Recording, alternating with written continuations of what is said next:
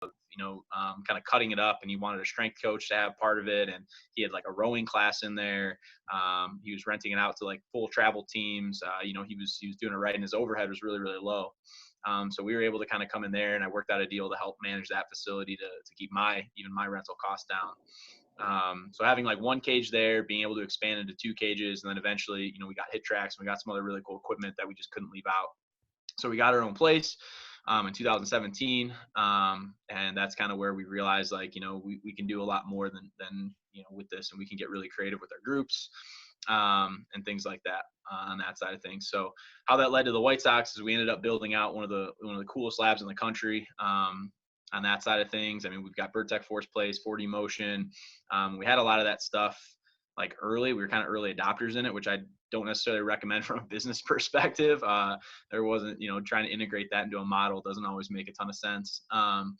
But it was, we were able to learn it and kind of do some pretty cool things, with it. And somebody reached out to me and was like, hey, we're looking to kind of go this route, and would you be interested in pro ball? I said, yeah, I think I would. And so that's how it kind of led to the White Sox. I met Chris Getz and, kind of interviewed with him for a while. It was kind of a few month long process. And now, here we are 2 years later.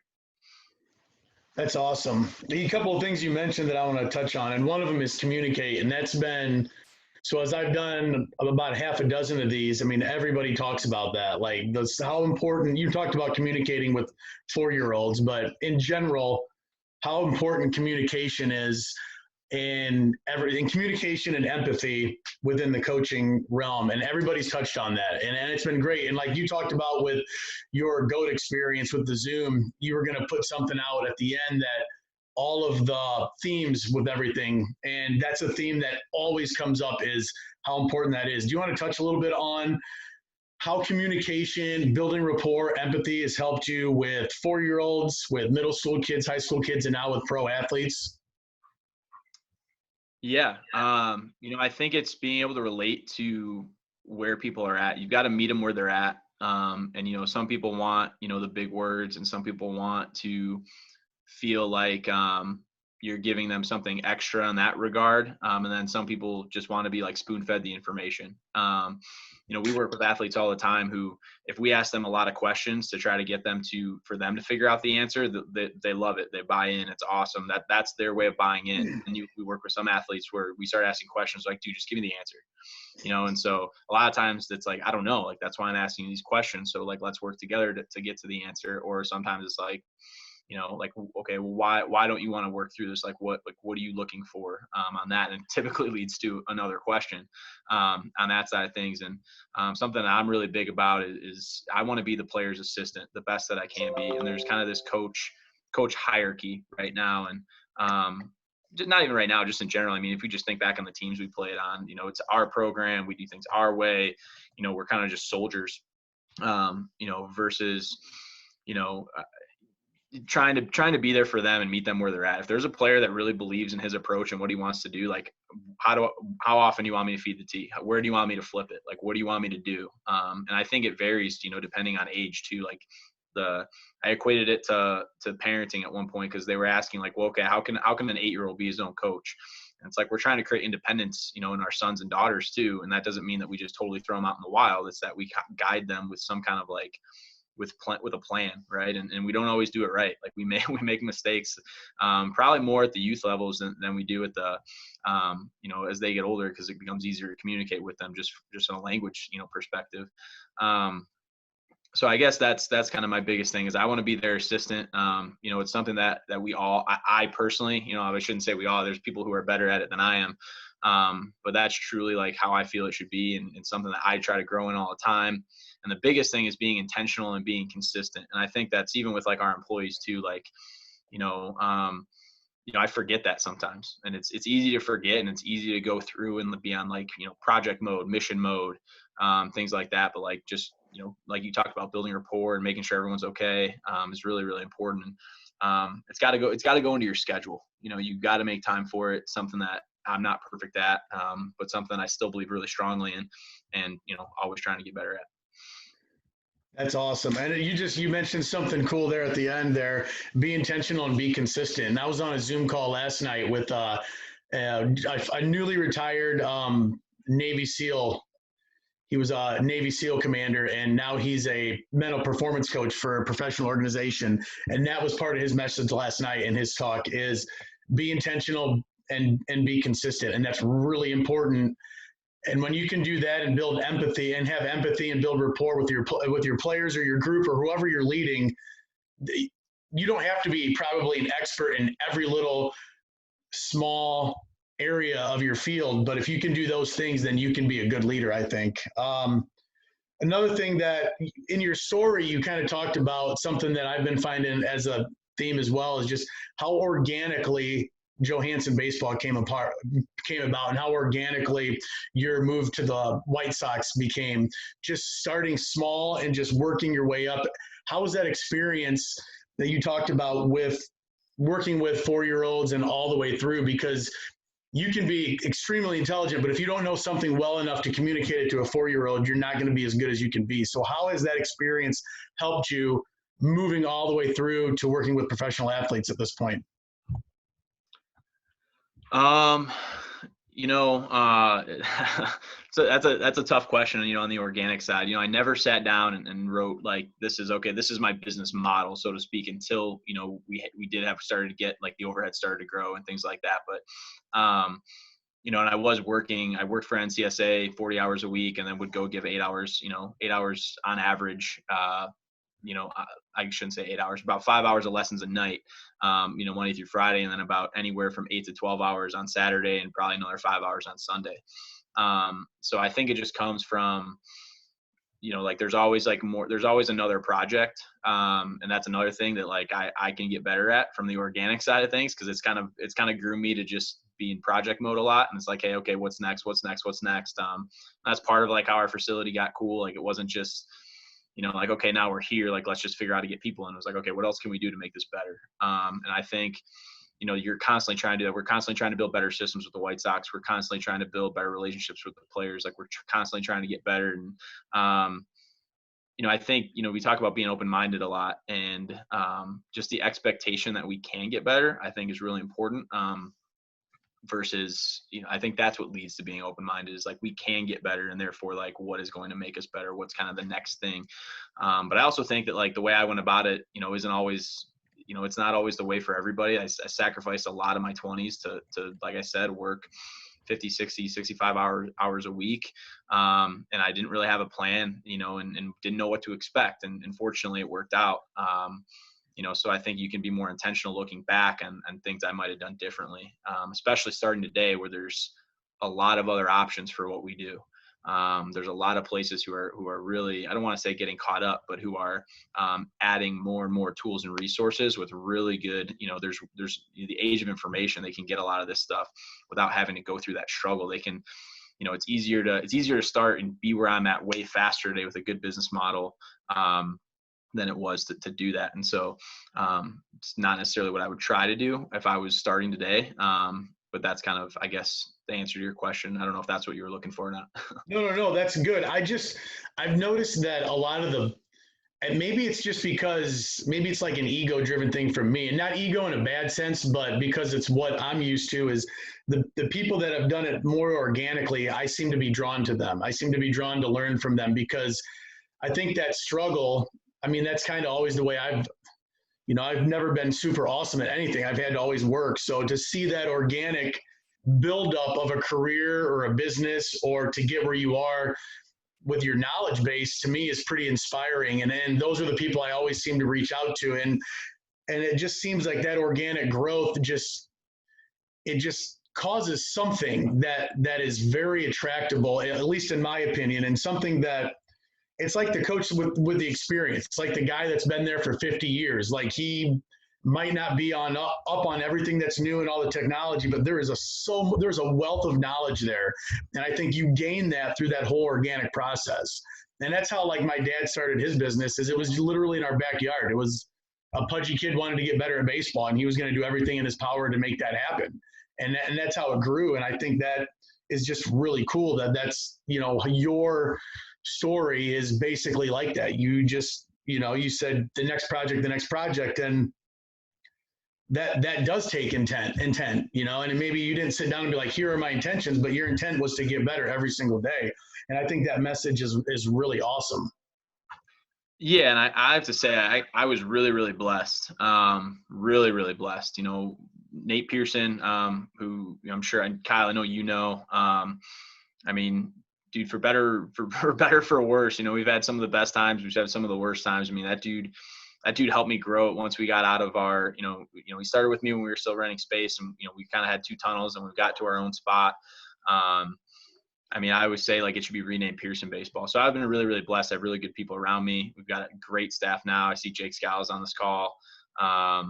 He's been done an unbelievable job for us, on a lot of different aspects. Our employees wear a lot of hats. I mean, we're only as good as who we marry and who we hire. I think I saw that the other day, and I thought that was, that's the best way to say it. It was verbalized a lot that's been on my mind the past couple of years. Mm-hmm. You talked about, this is kind of a selfish question for me that I want to know. You talked about building systems.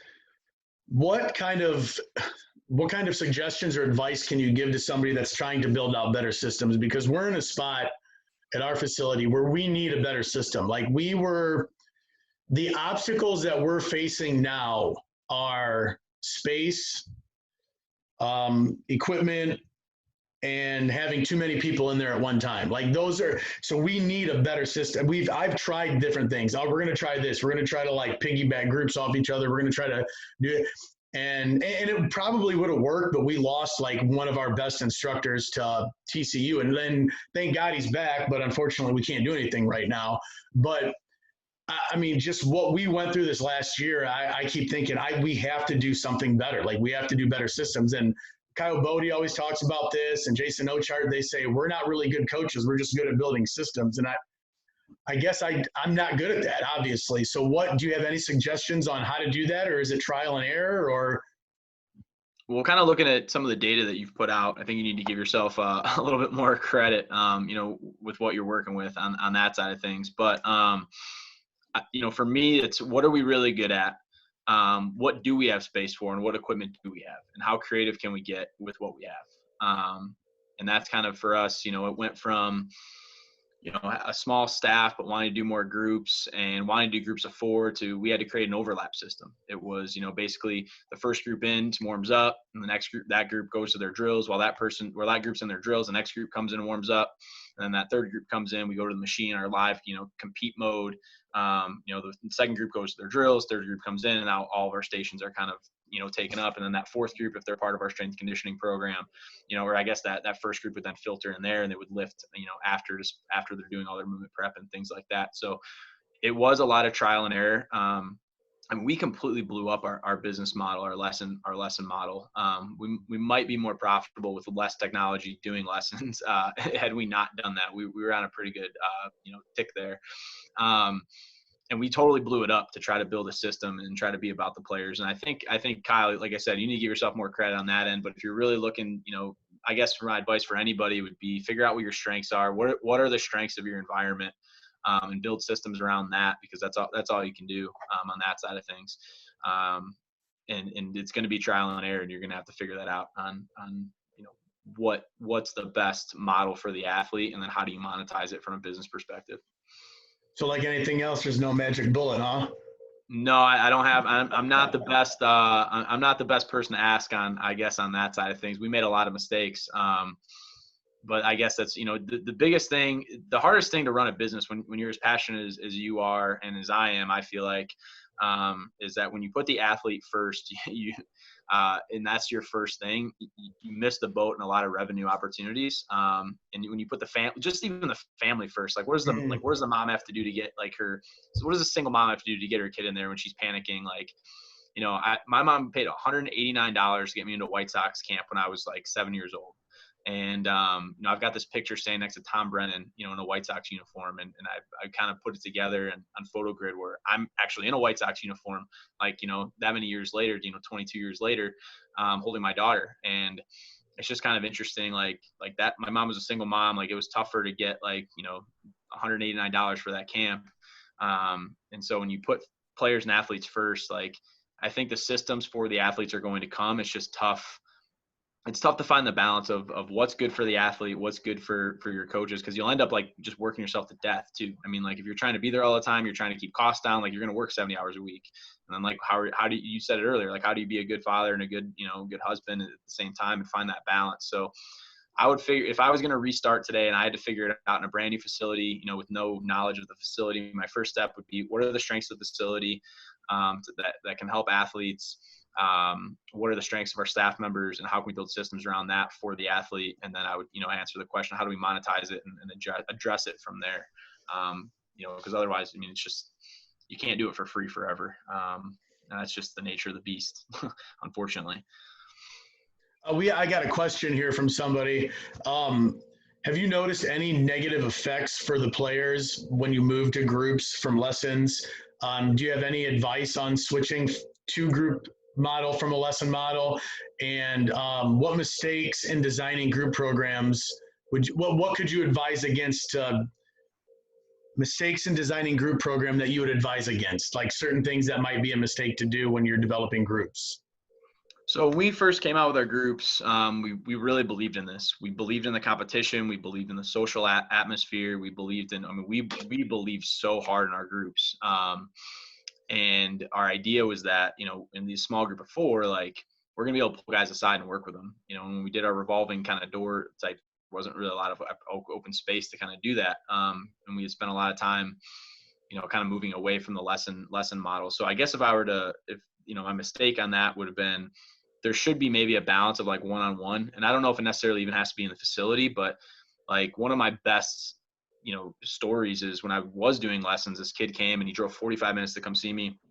And we talked for 25 minutes of this 30-minute lesson. And it was all about like his approach and mentality and like where he was at in life and what he was struggling with. And his mom and his dad were watching this. I checked my watch and it was like the first lesson of the day. I was like, oh my gosh, if I go over with this guy, like the rest of my days, like this is going to be chaos. It's like, dude, I'm so sorry. Like, I'm not going to charge you for this lesson. We just talked the whole time. Like, I apologize. And the parents totally got it right away. But like, I went to bed like that night, like I didn't help this kid. Like he's got a game tomorrow. Like I didn't get him ready at all. And I just tried to like get inside his head and work with him. And he goes off and just like rakes the next day.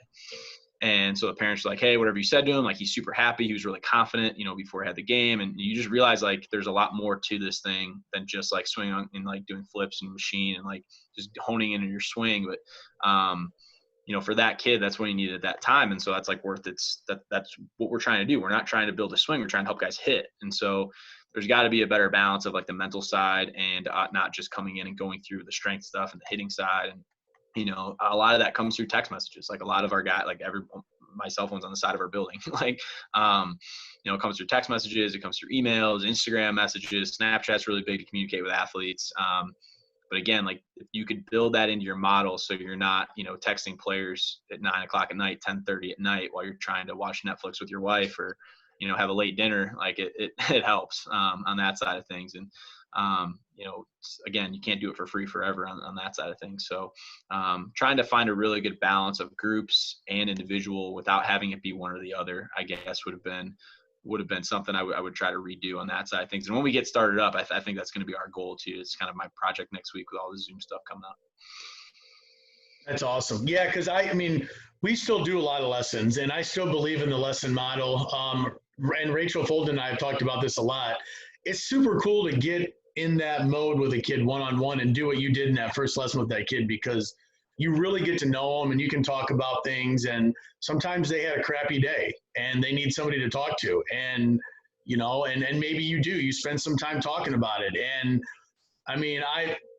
I know there's a lot of kids that work with my dad through years. I still hear from parents, and those kids in their 30s, their parents will be like, man, your dad just helped him out or helped her out so much just talking to them and talking them through life problems and things like that. And I think that's really important. But I'm like you, I strongly believe in that group. The benefit that we've gotten from the group, not only just in an increased frequency of seeing kids, but the competition aspect of it, being able to train more modalities than just hitting, I think it's the benefits exponential. And that's what we're trying to figure out now, is some kind of a system or model where we can have group and that one-on-one time for kids. And I think that's the best of both worlds. It's just, how do you make it so you have enough revenue to keep your doors open and you pay your employees? Because we're really blessed to have really good people work for us. So I need to make sure they're being compensated so they don't leave, because when they do, then it's hard to find people that are good, build rapport with kids, and you have a really good relationship with, that they don't just fall off trees, because there's a whole, thing there that you need to take into account. Um, Changing subjects here. So you got really big into technology and using technology and data and using that to guide what you're actually really, really good at, which is building rapport and working with kids.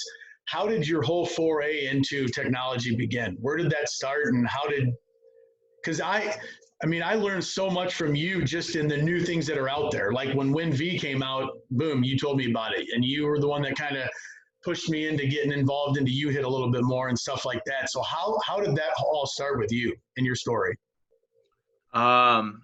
Rich Benjamin talked me into a parking lot after a travel ball game that I was coaching in 2013. And he said, he was talking about hitting doubles and homers. And he's talking about kind of the threshold of like what it took to do that. And he started talking about this thing called exit speed. I was like, what? Exit speed? And he's like, yeah, we take radar guns and we measure our kids off the tee. And we kind of know, like, at that time it's no better than, now we know it's no better than a med ball throw or, a Kaiser pull. I guess it's a little bit better because you're getting the accuracy of impact other than just raw power, but it's essentially, the same concept. But back then it was like that was how the StatCast hadn't even come out yet. And so I bought my first radar gun, my Stalker radar gun, kind of for, the space that I was renting and trying to do for that aspect. And I started measuring that, and I started measuring like, okay, day one off the tee, you're this.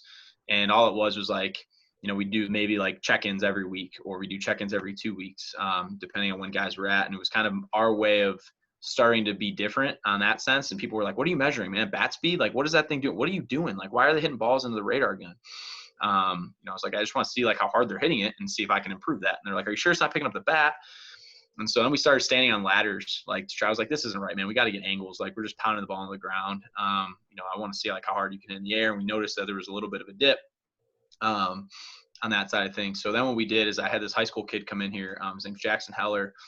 And I was like, you're good at math, right? He's like, yeah, I'm in advanced math. Like, I think he was a junior, sophomore at this time. He's like, yeah, I'm in advanced math, like, calculate, whatever. He's like math whiz.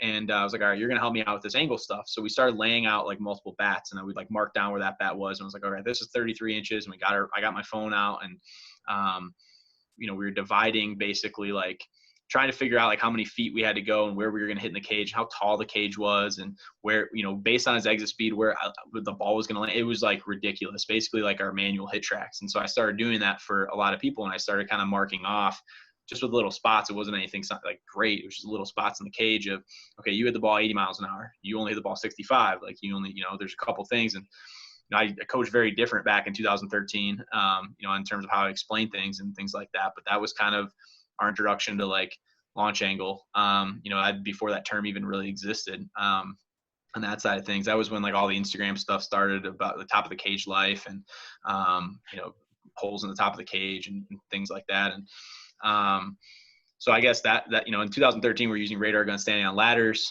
Then we, morphed into, getting hit tracks, and it was like off to the races. Okay, what's next? Okay, now I don't have to do all the manual work. What else can I measure? Okay, now I want to know what the bat's doing. Okay, well, why is the bat doing that? I got to know what the body's doing. Okay, well, why is the body doing that? I got to know what the ground's doing. Okay, what if we can't recognize pitches at all? Like, what are we even seeing the pitch? Like, who cares about the swing? Like, if we're not seeing it or recognizing it, that's where U-Hit came in. That's where Synaptic came in. And our Synaptic, why we got Synaptic and kind of WinR was a different project that we're kind of our cognitive project that we've been working on for a while to kind of figure out ideal bat speeds outside of just, swinging really hard, and where guys perform best, like where their flow state is, so to speak. And it's kind of a complicated thing. I won't talk too much about it, but that's kind of, I guess, where it was. And we made a lot of mistakes with it, to start being early adopters, of it. But it's kind of interesting, now we're watching people make some of the same mistakes we made when they first get a blast sensor, when they first get hit tracks. And it kind of gives technology somewhat of a bad name, on that side of things. And I think that's why you're going to see this cycle of people maybe not using it as much. But like the metal box in the cage isn't ruining swings. It's how we use it. And, for me, like, I wasn't afraid to necessarily, I guess, misuse it because it was all for the greater good. And guys were having success in the field. So even though it maybe wasn't the most efficient thing, they're also having fun with it and, setting, PRs and things like that. So it's just really interesting to see like how it grows and how we use it now compared to how we used it then. Especially, 7 years later, going off of radar gun off a tee, versus measuring a lot more things off 85-mile or 90-mile-an-hour fastballs coming out of a spin ball machine. That's awesome. And that's at the end there, you talked a little bit about kids having fun with it. And I think that's important. I mean, the generation that we're training now is very, very different than my generation. And my generation is very, very different than my parents' generation. And the gaps are getting bigger between each generation. And these kids love that. Like, you literally put a bat sensor on a kid's bat and show them what he's doing, and their eyes light up. They're like, and now it's a game. Like, now they're going to work. And people that are against tech, I just don't understand it, because if you buy a kid a bat sensor for $100 and it makes him take 50 more swings in a week, he's probably going to get better.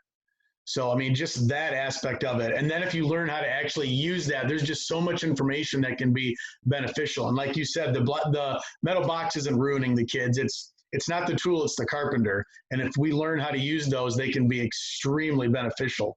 What pieces of tech have you found have helped your players the most? I would say hit tracks. The ball doesn't lie, and that's where you get all the feedback from. You talk about self-organization, you talk about having some intent, you talk about solving for the task. I mean, I think that's really where you can do things. And what we've done from a data perspective is when we do all our weird drills, we still want to have hit tracks on there, but we're not necessarily saving all that information. So we'll do that like in entertainment mode. We'll hit plows in entertainment mode. Sometimes hit tracks will pick it up. We'll hit tennis balls in entertainment mode. Sometimes hit tracks will pick it up. And then we'll do our weird drills even with baseballs with our different bats, our overloads, our underloads, our thin, our small barrels, long barrels, whatever it is. And then when we really want to measure, that's when we load the profiles up and we're like, hey, game like. And so we're able to do with that too. And what we did last summer for a couple college kids was get pretty close to what they were actually going to hit that spring in college. And so we were able to predict some of that stuff, which is kind of cool to see too, which is, just from at them. And there's some other, other predictors and things we picked up, since then. But it's just that to me, I think for Midwest players, I might not necessarily even say that for, my answer might change if I was in Texas and I was able to be outside all year round, or Arizona. That might be a blast sensor then. It might be 4D. I mean, I don't know. I'd have to experiment with that. But for being a Midwest facility where it's -7 degrees and there's 4 feet of snow on the ground, hit tracks for sure.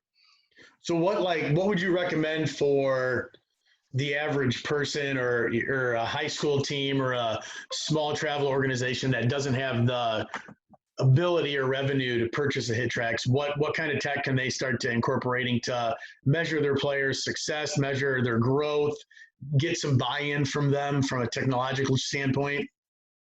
Yeah, no, great question. I think budget factors a lot, and that's been kind of fun to answer some of those questions on Twitter, right? Like you can only pick 3, and I know Justin Stone's put a couple of those out, and it gets our brain flowing. And there's so many really good hitting guys pick different combinations, whether it's a cage with certain things in there, whether it's just tools. A lot of professional coaches, I respect a ton, had different answers than I did. Nate had a different answer than I did. And so, we talk about like bias and preference and things like that, but I would kind of go back to that 2013 model, pocket radar for however much, what $300 I think those are. Try to do the best you can capturing it, and then just try to figure out some different angles in the cage that might be, left center, right center gap, or where you guys want to hit.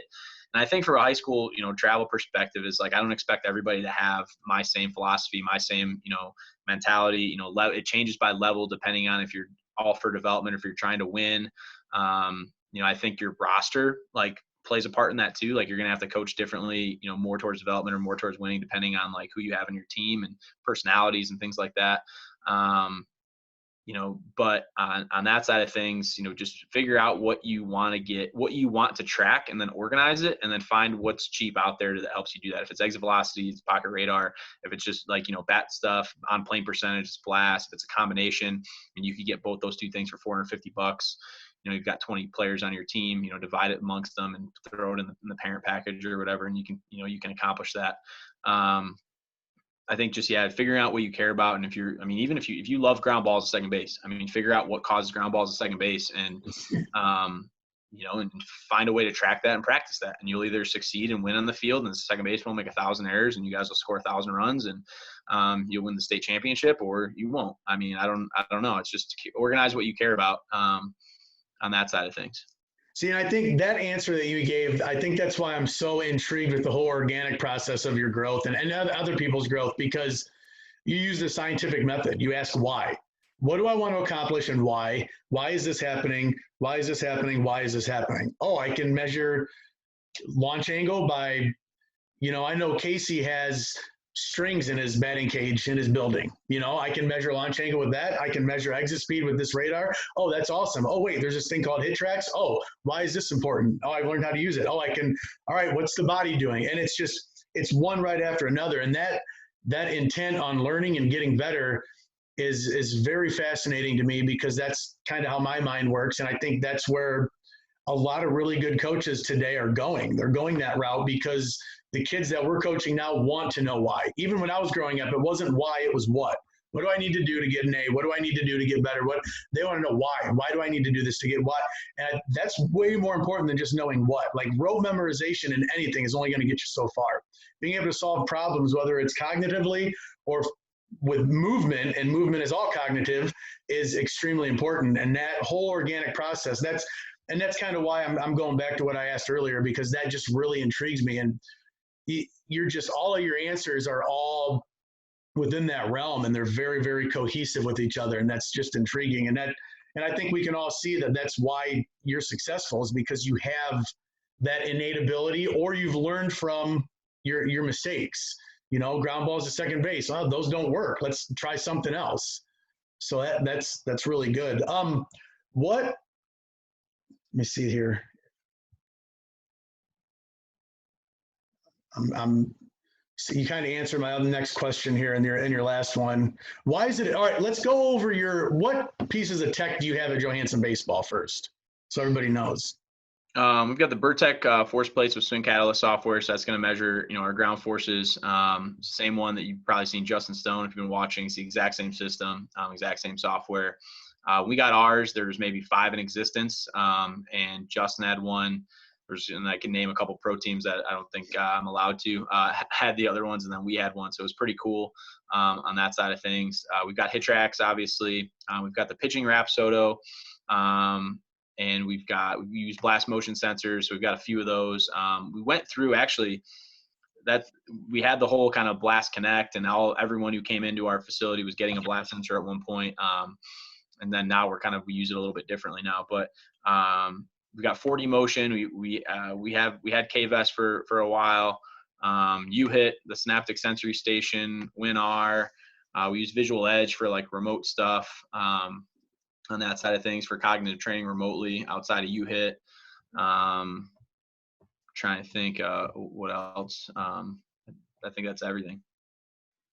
So there's a lot of information there, and some of it's very, it can be intimidating. I know Justin Stone did a free certification for Burtech on force plates. That's actually really cool. It's very informative. He does a very nice job of explaining it so people can understand.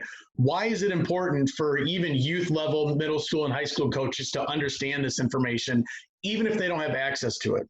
Why is force plate data, for example, important to understand, even if you don't have a force plate? Because I feel it is. So just to kind of put it simply, it kind of demonstrates, and Justin even did this before having a lot of the force plate stuff, is when, he's suspended in the skies at the gymnastics thing. He had his K-vest on. It was pretty cool. Yeah. I know he got a lot of flack for it, but, he's curious, and I think that's why him and I get along. And so I think, from that aspect, if you think of, why it's important is because it provides information on what allows us to do, where we allow our body to put our bat, and from those aspects. So I think of the swing as kind of 3 stability points: the rear leg, the front leg, and then the rear scat on that side of things.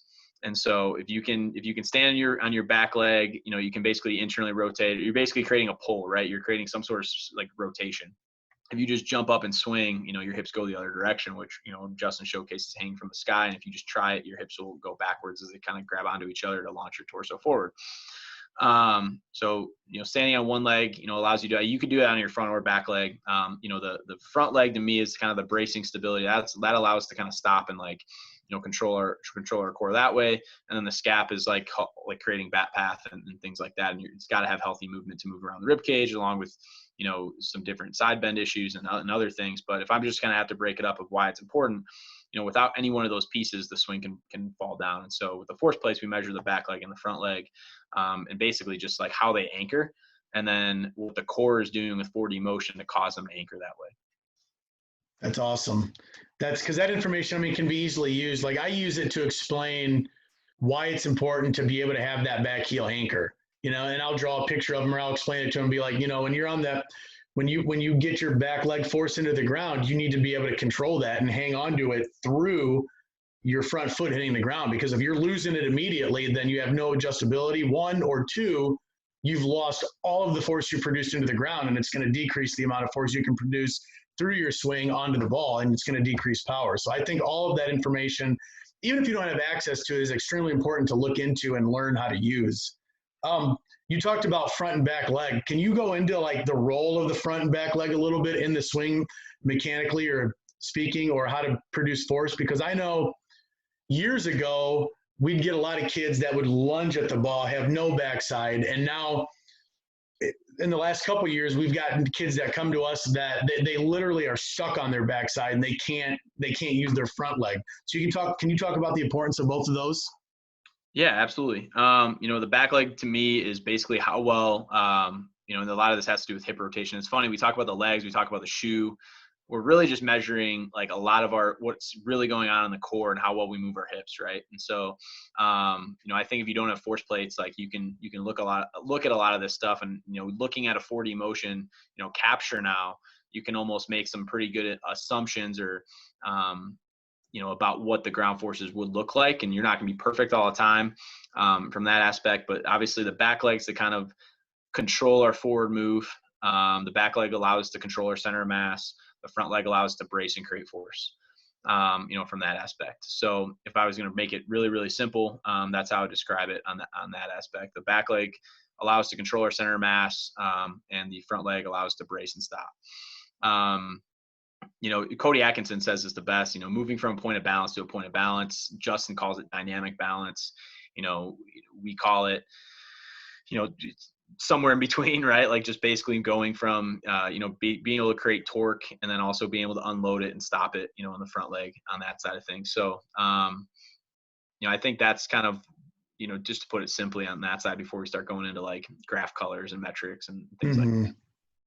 I think Doug Latta does a good job of explaining it too.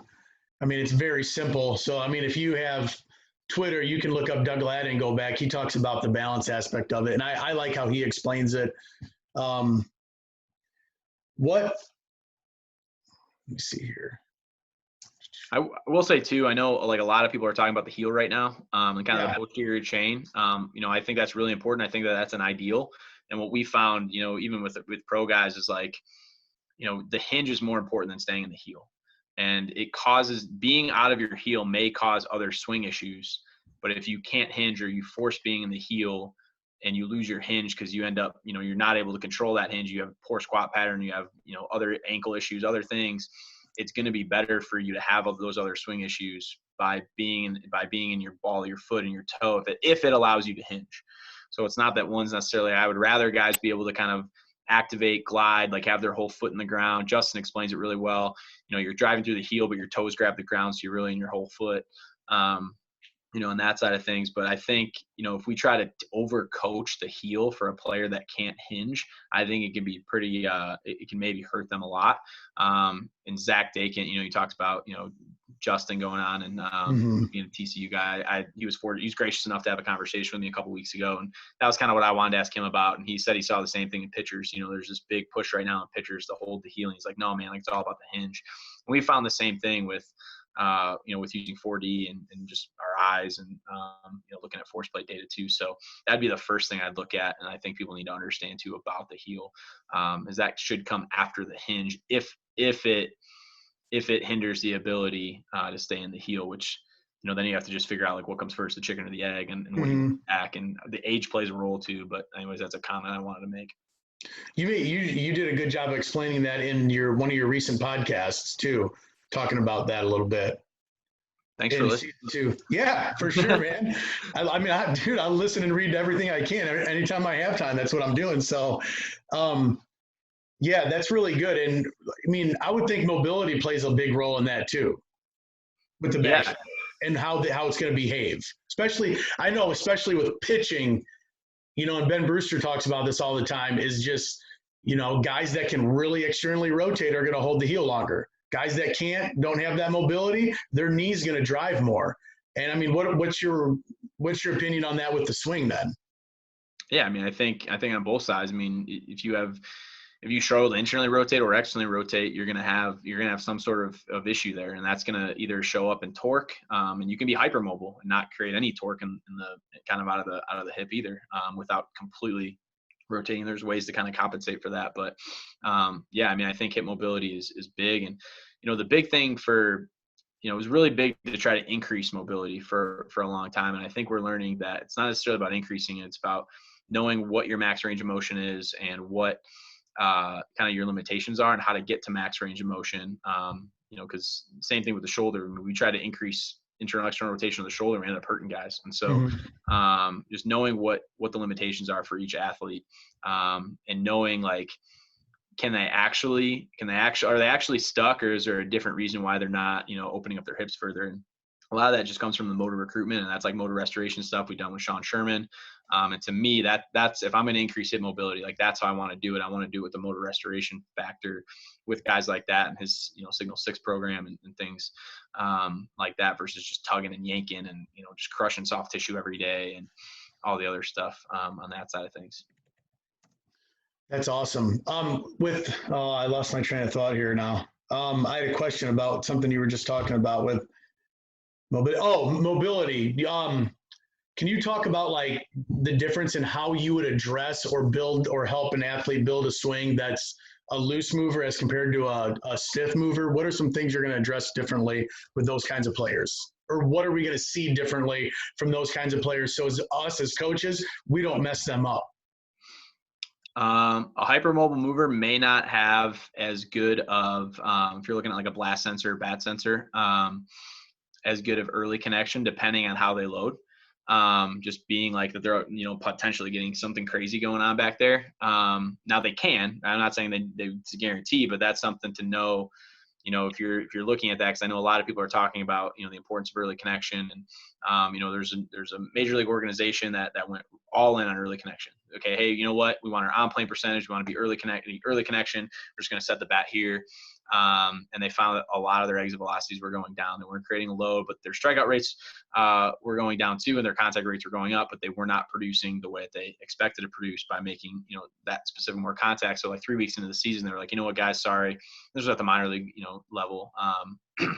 And I think the lower minor league levels, but like, you know what, guys, forget everything we taught you. We're going to create, we're going to increase our scap load.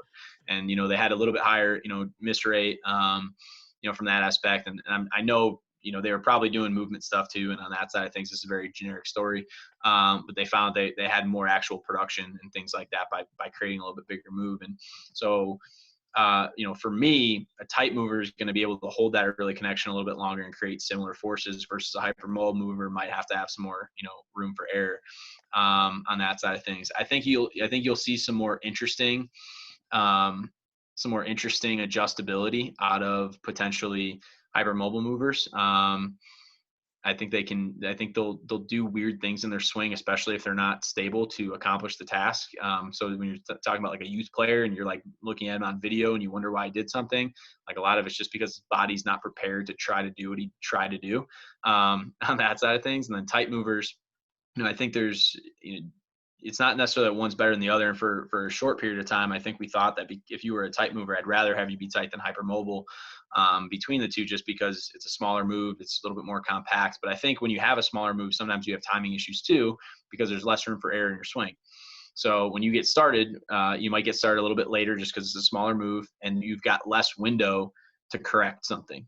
And so sometimes these guys with these wild swings that, coaches try to coach out of young players, because it looks weird, it looks crazy, are really, better off. And so you can't take a hypermobile mover and try to make him tight. He's going to swing a wet noodle, and then you're taking away all of his adjustability. But I think with a tight mover, if he actually is a tight mover, then you need to work on finding a way to be more adjustable, either with some kind of loading mechanism that doesn't make him, swing outside of his or get load bigger than he needs to, but give him something to have room for error in between those swings. I think timing and adjustability is key there.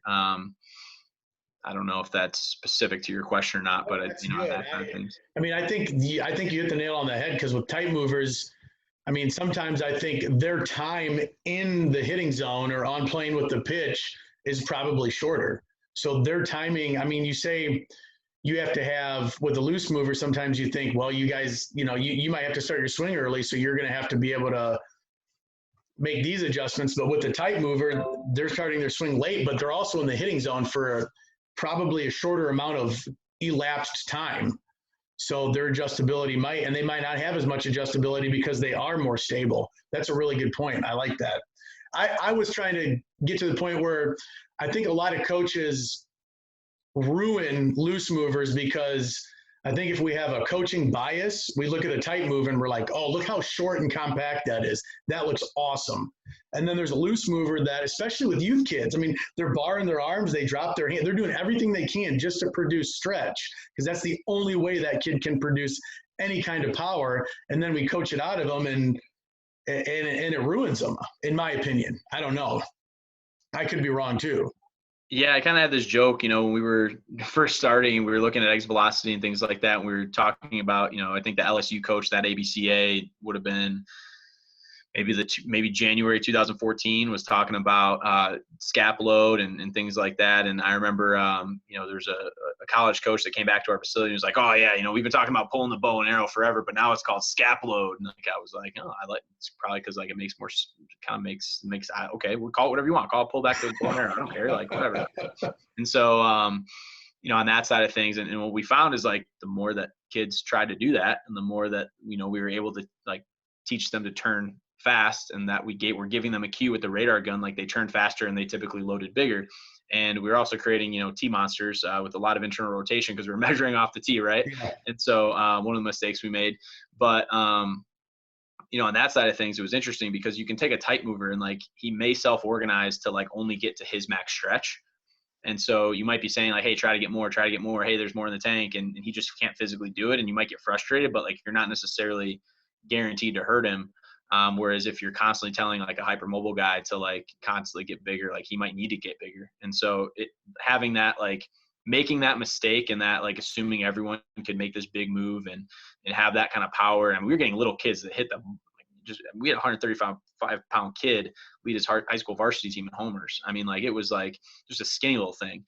And, it was interesting, from that aspect, but kind of getting more into the body and things like that, and how we can compensate, because there were guys that you couldn't figure out. You're trying everything. Now we just have more information with all the tech and with the movement screens, and just knowing more and more about the body in general from that aspect. But I guess my whole point with that is, it's interesting because for a long time everybody was just stay short, just bat in your shoulder, just short, quick. And we were polar opposites. And I feel we helped more people by being wrong on that side of things than being wrong on the short side of things, if that makes sense. So yeah, especially if you're dealing with youth players, because they need to learn how to move fast. They need to self-organize. They're not getting it. They're not getting it in phys ed, and they're not getting it at home. So even in a more specialized area, I mean, they need to learn to move fast. I mean, Dr. Greg Rose from TPI, he talks about it all the time. Golf, they don't tell kids to, when they get a young golfer, they say, hit it as far as they can. And then they condense the window for their, what their target is after they can move fast. So, I mean, That's another great podcast if you guys haven't listened to, when he talks to Eric Cressy. Dr. Greg Rose and Eric Cressy on his podcast is phenomenal. I'm going to back up here real quick because I had a question. What are your favorite drills to help hitters hold onto their hinge? To hold on to their hinge. So if they can't do that. Yeah. I think there's a lot. I think there's, for me, a lot of that comes in their movement prep. Trying to feel that. We'll do a lot of like lateral lunges with med balls and our arms straight out.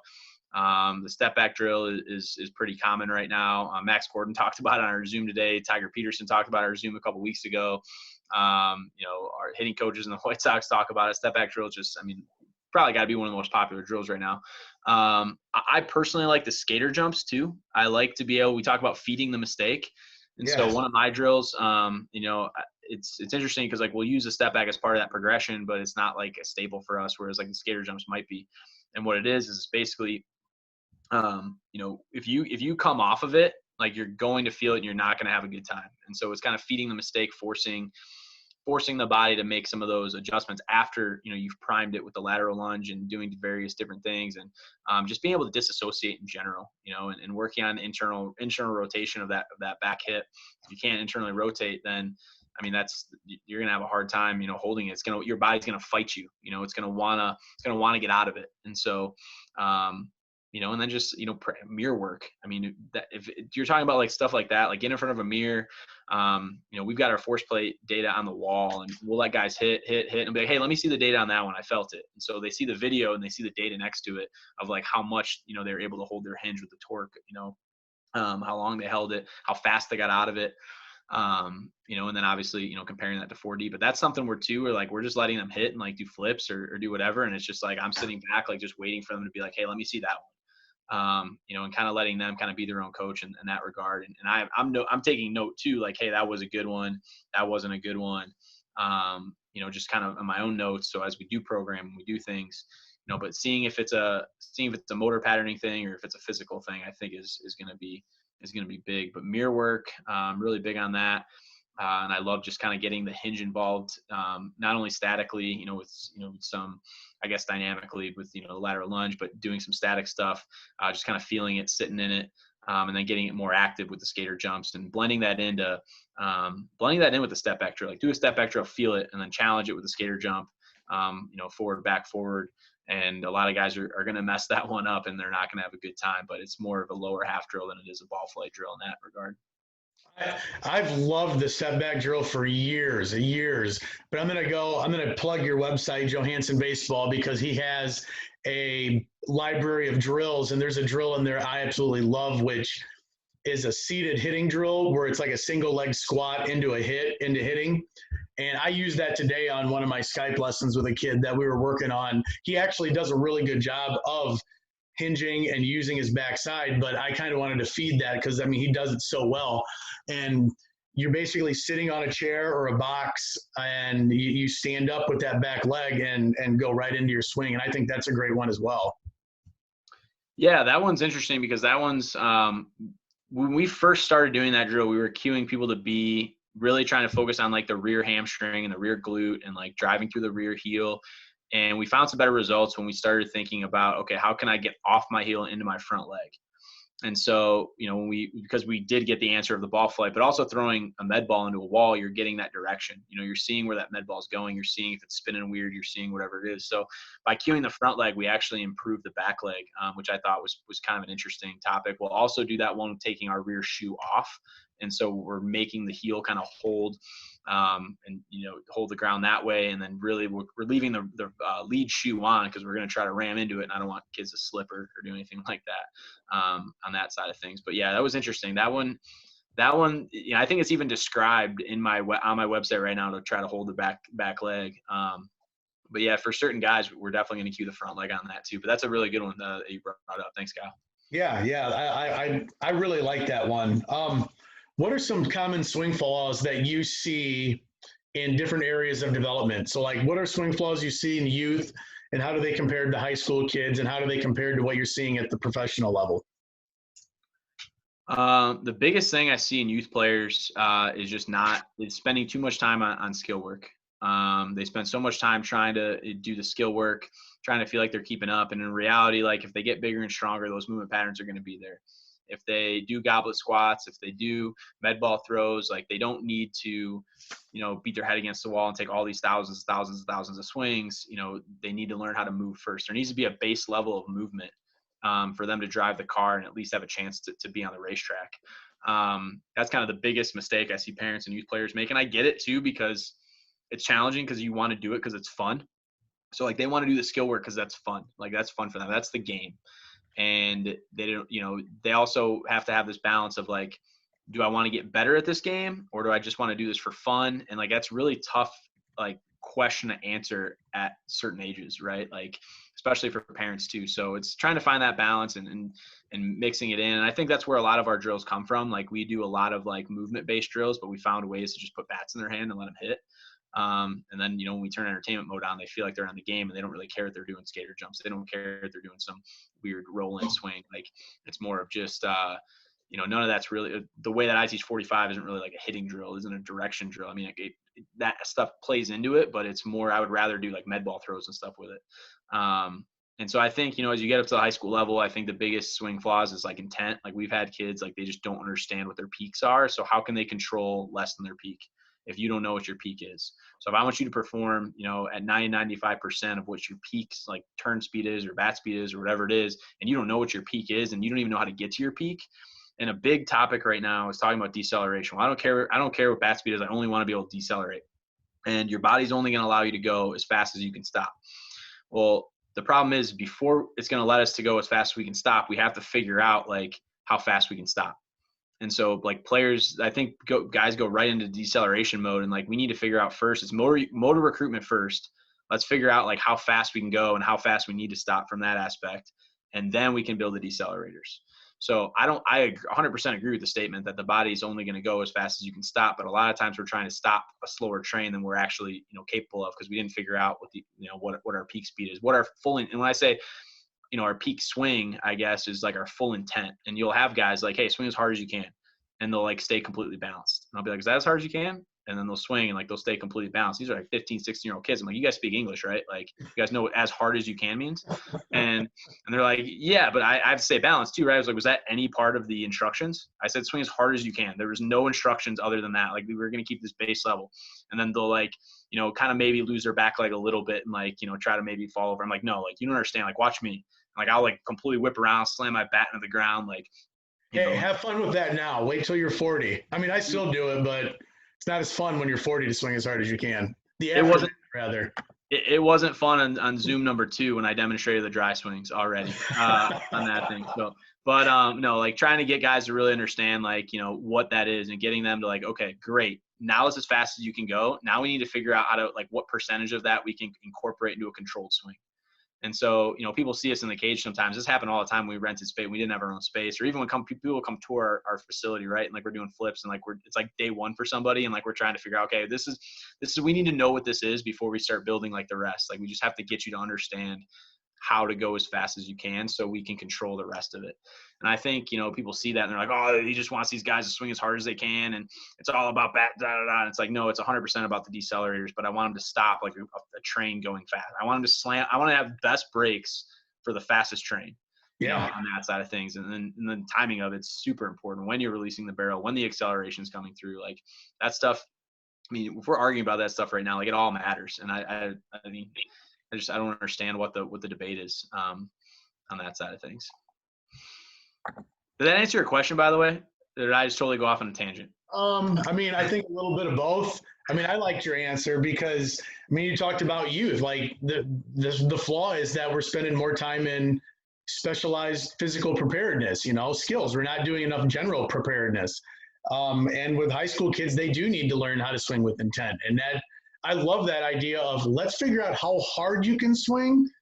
And now let's figure out how we can control what percentage of that we can control so we can be good. So we're not just flailing at the plate in a game, because there's a difference. I think that answer is great. I just know that from doing these, everybody wants to look for, what's your philosophy? I guess, and this kind of ties into one of my later questions, which is everybody wants that magic pill on what should we work on with this age? What drill is best?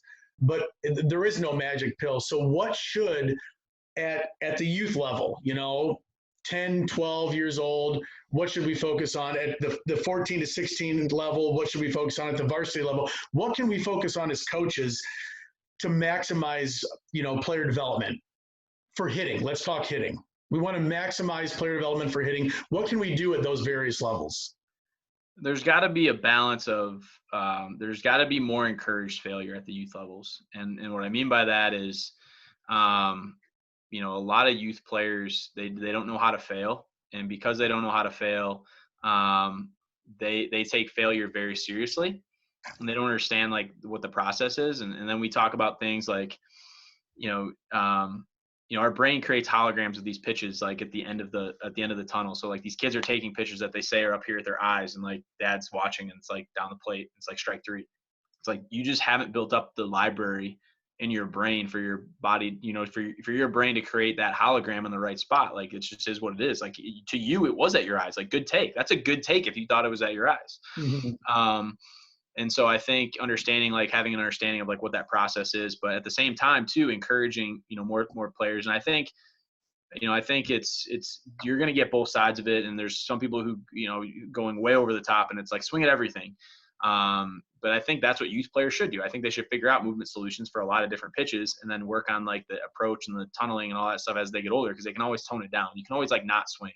But if you're making like timid players and then you're also not giving them opportunities to solve movement solutions or to have these movement solutions on a 45 mile an hour like soft pitch in 11U baseball or whatever it is, down and away, that maybe you do hammer it to right center because you do some weird thing with your body. Like who cares? Like try to figure out how to put your barrel to the ball, because at the end of the day, like when you get to the pro level, you got to hit a ball of yarn with a dead tree, and that's all that matters. And I would love to I would absolutely love, and if anybody's good at, like animations or things like that, figure it out. But what is the bat moving through space without a body, attached to it on like a terrible swing, but like a homer, and all you see is the bat. People are like, oh, I bet the swing's great. And you just like put like an ugly swing. Like you find a swing that's like terrible, right? Or like terrible. You take the body out of it and you just watch what the bat does. And like and it hits a homer, you would assume that it's like a pretty swing. And like in reality, like the bat just hit the ball of yarn like really hard. And so getting kids to understand that, and then like locking in the approach on that side of things, that's a tricky one, because chase rate's really big right now is kind of a KPI, and how do we train for that, it's things like that. So I guess, the youth level, like swing at a lot of stuff, and then kind of build into like a really solid approach. We're constantly building, the body up at the youth levels. We're getting more into motor control and building swings up, as they get older and older. And then having like different approaches too. If you have a really slow 15-year-old that's 6'6", he should probably be trying to hit homers to like the pull side, like at 15, and treating every like pitcher like it's batting practice. If he has a high strikeout rate at 15, who cares? He's 6'6" and probably has a chance. You get him going a little bit faster, and now he's 17. He's got a little bit more stability. Now it's like, okay, now we can use the whole field. And we can kind of build that in. He's still got plenty of time, to figure that out, assuming, from that aspect. So that's kind of how I would build it out. Whereas if somebody's 5'11" and 150, like, and that's kind of their whole family's 5'11" and 185, like that's going to be maybe a different, you're going to start talking about hitting the ball and using the whole field and having a little bit more different skill sets at the plate with that player, maybe earlier than somebody who's, slow. And you might have like a really fast, somebody who just turns really fast and is super athletic at 6'6", that you start that earlier. So I think it's just having feel for where guys are at and what they're doing and things like that. So individualize as much as you can. Yeah, and again, there's no magic bullet. Like you said, I never give good answers for that stuff. I apologize. It's kind of like, it's there's really so much to work on at every level. I think every coach just needs to figure out what's important to them, and I guess address that first, and have a hierarchy. Like for us, we have a checkbox system, And if players check all our boxes, like, we're good and we're going to work on timing and approach. And if players don't check our boxes, then we find the lowest hanging fruit. And if that lowest hanging fruit's speed, then we work on speed. If the lowest hanging fruit's direction, we work on, posterior tilt. And I think I tweeted back at you one time, like, how important I thought that was. That's always a good thing to work on. From that aspect, if it's posture, like, what is the lowest hanging fruit, and how, and Jordan Stover from the Reds, he was on our Zoom call. This is a better way to say it. He said that you need to isolate basically what you want to work on. Isolate what you want to work on, that there's a lot of different things to work on. He looks at it like a buffet. Like, you're not going to go up to the buffet and put every single piece of food on your plate. Like, that'd be crazy. Like, if it's a real buffet, you might want to, but you're not going to. You got to pick and choose. And so at every level, you've got this kind of different buffet, and you're going to pick from it and do different things. I thought that was one of the best analogies I've ever heard. I like that. And so I'm bummed the Reds got him. Oh, hey man, I appreciate it. I appreciate you taking your time to help us all learn, and just I can't thank you enough for being as gracious as you are with your time and just sharing your knowledge, and how humble you are with all of that. It's wonderful.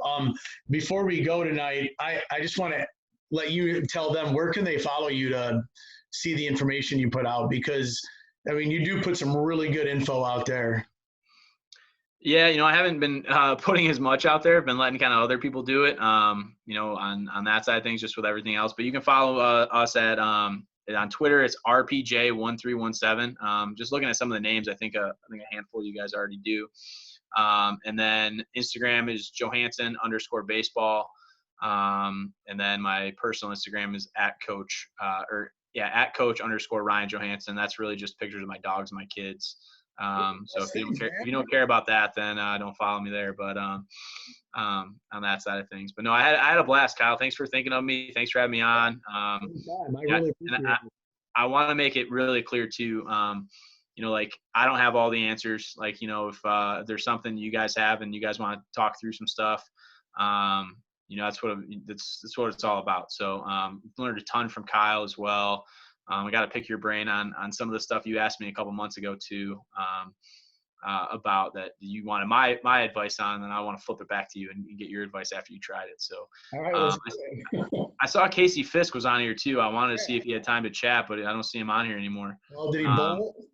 Yeah, dude's a really smart guy. I didn't want to throw him under the bus, but I know Casey, like, he has a pretty cool system he's got set up in his cage with string at like 10 and 20, 30 degrees. And we need to do that. We haven't done it. And that's my fault for just not taking the time to do it. But, and with Hinge, Casey talks about it all the time. The way he says it is super easy. I can't even, I got it someplace on my phone, what he says, but I love Casey's terminology because it's just simple and like everybody can understand it. And he's a good dude. He's a great follow too on Twitter. Yeah, man, I've never really met him personally. I think we've only, kind of just met on social media, maybe send some DMs back and forth, but I follow him, always read his stuff, always look at his pictures. I love his facility. I know it's kind of like, he's got all the wood up, and he's, he talks about just having the strings. I think him and Kirsten Cox have two really, really, really cool facilities. It reminds me of like my very first like facility too, and in that sense of like how small it was and dungeony it was, and like you love ours then. yeah. That's what it's all about, man. Like, it's these mega facilities and things like that. And you saw ours when you came out, that one time too. It's not big, it's not massive. It definitely, it's probably too big for us, to be honest with you, on that side of things. But anyways, I won't take up too much more of your time. I could talk about this stuff forever. Well, one more thing. Are there any resources, websites, periodicals, or books that you can recommend for us? So if you're, it depends on like what you're looking for. I'm still building this up, because I'm kind of letting other people send me stuff, on kind of what they want to do and what they've said. But we've got on our website, if you go to the drill library, there's a page called Stuff You Can Read. And that's basically stuff from Driveline, Modus, Bill Miller, Brian Frere, I think is his name. Yeah, he's good. A lot of good stuff. So, and the cool thing about that is there's no agenda there. There's just like, you might read something from Modus that's totally different than what you're reading from Driveline, or something from Ryan that's different from Bill. The stuff that I think are kind of really important is the PRI, Posture Restoration Institute. I'm not sure. That's kind of a big rabbit hole just in itself. And then also the SIG 6 program from Sean Sherman in Square One. I think that's something that's like, I don't know what he's charging for right now. It's an online course. That's really cool stuff. If you're interested in bat fitting, Aaron Chamberlain on Great Lakes Bats got a really good blog. He's got lots of good blogs on that, and he's a really, really good resource. You could even contact him through his website and just pick his brain on stuff. Dude's a genius. He's definitely he's helped us. Like some of our tools, we use from him because he's kind of had some good ideas, and we've kind of stolen some of his his stuff, and he's invented some tools for us. So it's been pretty cool, working with him. Other than that, I mean, if you're looking for stuff, I mean, if you Google something you're interested in, there's something out there that's a periodical or article on things. I'm really interested in executive function and working memory to performance right now. So if you just look up executive function, Kyle, the teacher, you'd probably be interested in that. You might know a lot about that already, actually.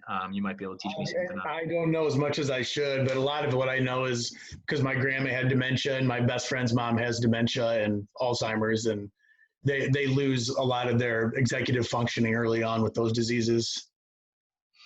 Yeah. And so I guess like youth players, like it can be like a lot of that's like developed from like a younger age too, outside of the disease aspect, which can cause, there's different, we don't necessarily know what it's called, but I'm really interested in that and how working memory in general adheres to performance and hitting. Cause I think that'd be really interesting. Like if solving puzzles made you a better hitter and we could control our workload and our rest, that'd be really interesting. Kind of a crazy idea.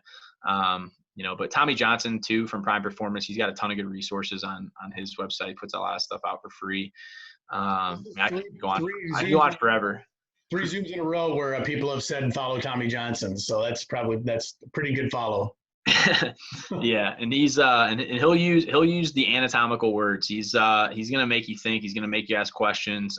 His audience is not the spoon-fed audience at all. So if you're looking to be spoon-fed, a lot of people get frustrated by it, but like, is what it is. So on that side of things, when I read his stuff, because I'm like, oh my God, I got to look that up now. I have to know what that is. And I get so mad that I don't, because it's stuff that I've had in various, college courses I've taken, but it's been so many years since I've had to even think about using it that I'm like, I have to go look it up now. So he challenges me on a daily basis, just reading 140 characters on Twitter. Yeah, especially when he goes into a thread. I will say his gift game's really strong on that side of things, and he's got really cool bumper plates. He's got like Captain America like bumper plates. He did that on our Zoom call today. He's a cool guy. He's got an awesome like tribal arm sleeve tattoo. He's awesome. He's like the nerdiest not nerd out there. That's great. Well, thanks, man. I appreciate it, Ryan. I recorded this. Is that cool if I post it up on YouTube later? Yeah, man. Sure. Whatever you need. Like I said, I don't have the answers to everything. I enjoy talking with you guys and answering your questions. Definitely makes me think too. There's definitely some ums and ahs where I wanted to make sure I was concise. And that's the project I'm working on next week is those questions are going to help me. So I appreciate you, Kyle. Awesome, man. Thank you very much. You have a good night, man. All right. You too. See you. Yep. Absolutely, Aaron. Thanks for coming on, guys.